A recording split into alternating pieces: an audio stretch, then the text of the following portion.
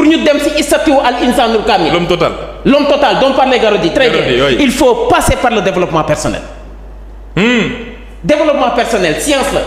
boo xam ni pour nga dem ci homme total il faut nga jàll ci développement personnel. développement personnel mënut a ñàkk. développement personnel mooy autoroute mooy pont bi lié al insan ak al insanul kamil mooy pont bi mooy autoroute bi maanaam nit. al insan ak al insanul kamil. développement personnel mooy pont bi leen lié. parce que si biir développement personnel dafa am tarbiya dafa am tarxiya dafa am tasfiya mu ngi ci biir développement personnel et le développement personnel est une science qui est issue des sciences humaines et sociales en général et de la psychologie en particulier c'est ça qu'on appelle le développement personnel sëñ Pape du ay caaxaan gars yi dañ koy door a découvrir ñun les africains mais développement personnel du ay caaxaan bañ nañ ko ba dans les entreprises dañu maanaam recruter un coach en développement personnel pour nga xamante ni si ça nous évite le turnover ça nous évite la flânerie ça nous évite le stress ça nous évite l'épuisement professionnel nga xam ni nit ki dafay nekk di xool doomu aadama yi di rectifier ak di corriger seen humeur ak seen mental ak di leen doper di leen permettre ñuy surpasser wu ak di dépasser leurs limites loolu développement personnel kese moo ko mën xanaa xamoo ni diine ak développement personnel dafa am lu ñu bokk muy la construction de l'homme total la construction du al insanul kamil muy l'homme presque parfait quasi parfait kooku mooy ki nga xam ni yàlla moom la yebaloon ci kaw suuf ni ko demal nga représenté ko waaye bi mu ñëwee maanaam dafa fàtte mission bi nekk ci nafs fàtte mission bi nekk ci li ko neex fàtte mission bi gëm xaalis fàtte mission bi te abolu yàlla daf ni ma chaque seconde bul jug si di fàttaliku sa borom bul toog mukk benn seconde boo xam ni fàttaliku maanaam fàtte nga yàlla suñu borom mi la sàkk imaamu Shafi bi ñu ko laajee lu mu wax fàttaliku yàlla bàkkaar la waaw ñu ne ko déet imaam fàttaliku yàlla nu mu mënee doonee bàkkaar mu ni ki la sàkk def la li nga doon man lépp féete la fépp di sa kilifa sant la lim la sant boo demee sàgganee ba fàtte di dox sa diggante ak moom kon fàttaliku day mujj nekk bàkkaar le rappel constant permanent d'Allah subhanahu wa taala moo tax xel dañ siy xalaat yàlla di ko xalam pour jéem koo takk parce que bala ngay wóolu da ngay xam boo xamee di nga bëgg soo bëggee di nga wékku soo bëggee di nga wékku soo bëggee di nga wékku si yàlla donc wékku si yàlla développement personnel wékku si yàlla mu ngi si biir développement personnel daal mooy day fekk nit ku panne par rapport ak ay ambition day fekk nit ku panne par rapport ak ay objectif am day fekk nit koo xam ni dafa réer xamatul fu mu jëm day fekk nit koo xam ni bët yi dafa lëndëm këriis mu perdre le sens de sa vie c'est pas parce que j'ai les yeux grandement ouverts que j'ai le sens de ma vie que je connais le sens de ma vie perdre le sens de la vie mais day arrivé nit te actuellement nii en ce 21e siècle 7 milliards lan mais boo deful ndànk plus des 2/3 de l'humanité ont perdu sëñ Pape le sens de la vie et le développement personnel est là pour nous rappeler le sens véritable de l'existence humaine loolu du ay jaaxal loolu mooy développement personnel maanaam développement personnel dafa doon science boo xam ni day maanaam liggéey ci xel di liggéey ci mental di liggéey ci moral di liggéey maanaam ci habitude di liggéey ci attitude di liggéey ci jikko di liggéey ci maanaam alxuluq muy ay xol defar xol bi eau de javel ko ba mu set wecc ba nit ki xam boppam moo koy may xam boroomam wëlbatiku nag xam li ko war digganteem ak boppam xam li ko war digganteem ak ay mbokkam wëlbatiku nag xam li ko war digganteem ak Allah subhanahu wa taala développement personnel daal ci gàttal moo lay jubóole ak sa bopp moo lay xamloo sa bopp jubóole la ak sa bopp xam loola say mbokk xam loola li war sa diggante ak ñoom di la sa xirtal waaye développement personnel moo lay xamloo sa borom xam li la war sa diggante ak borom ak sa borom te di la sa xirtal saa su ne. kon li ko jiitu mooy xam sa bopp. xam sa bopp sëñ Pape. mais maître. nan la nit di xamee boppam. xam sa bopp et puis xam sa bopp lu mu lay jariñ waaye tamit nan la nit di xamee boppam aussi. xam nga sëñ Pape ñu bari ñu ngi def ay erreurs xoolal la cause principale mooy juste dañu xamul seen bopp.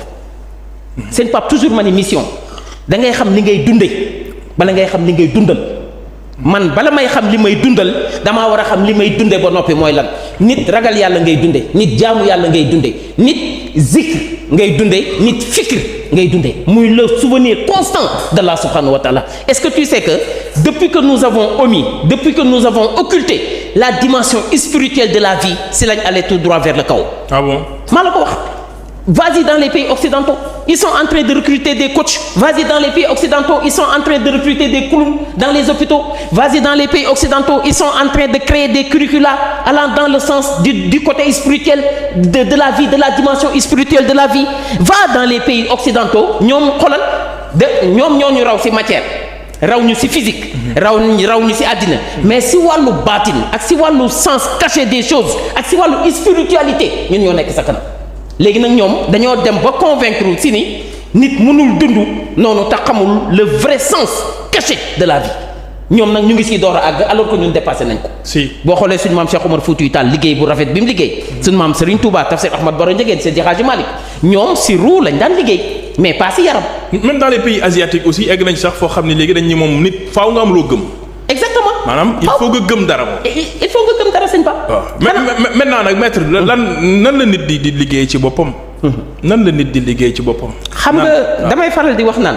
tu as posé une question très pertinente sëñ Pape nan la nit di liggéey ci boppam xanaa xamoon ni sëñ Pape nit c'est un univers infini incommensurablement important nit. xanaa xamoon ni lépp mu ngi centré wu ci nit. la base de la vie est en l'homme la vie elle-même est en l'individu. te nit du ay muscles toujours moo wax ko. En développement personnel, la personne, ce n'est pas seulement une sommation, un assemblage de squelettes, de muscles, de nerfs. Ça va au-delà. Maanaam nit bopp la sëñ Pape. nit bopp la moo tax nit kenn du ko sàggane. nit ku amul njariñ amul yow yaa xamul nooy def ba jariñoo ko. nit ku amul njariñ amul mais yow yaa xamul yoon yi ngay jaar ba am njariñ si kooku.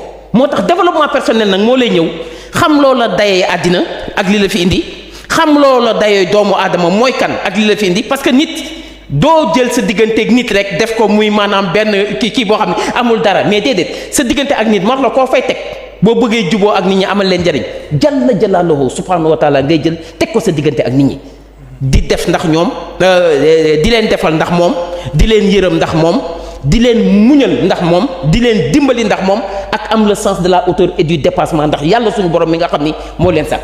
tey jii nii su ma ni woon oto Pape Thioune bi dafa ñaaw waxuma oto bi sëñ Pape laa amal affaire kon nit boo ko attaqué frontalement wala nga xeeb ko yàlla suñ borom nga amal affaire sëñ Pape nit ni ngay xamee sa bopp mooy nga xam ni déjà li ëpp ci àddina bi te am njariñ mu ngi ci yow muy xel xol yaram ruu dañuy tere ñu waxtaan ci duñ ci sori waaye nit mooy lépp lu baax ci àddina nit moo ko fi taxawal moo ko tabax waaye lépp lu safaanoo nag lu nekk ci kaw àddina nit c'est parce que le ça a été colonisé par c'est parce que le moi et le surmoi ont été colonisés par le ça que nit di dugg dans des effets pervers dans des excès maanaam xamatul li ko war wëlbati ku réer complètement yaa ngi dégg perdre le sens bi ma doon wax de la vie léegi nag ni ngay xamee sa bopp mooy nga marquer un temps d'arrêt.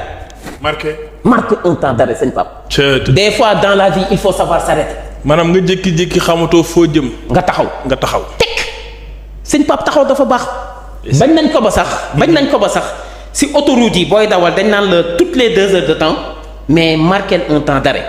Ça permet de désembouteiller l'esprit de désengorger le cerveau de l'aérer et de lui permettre de respirer et avoir un nouveau souffle.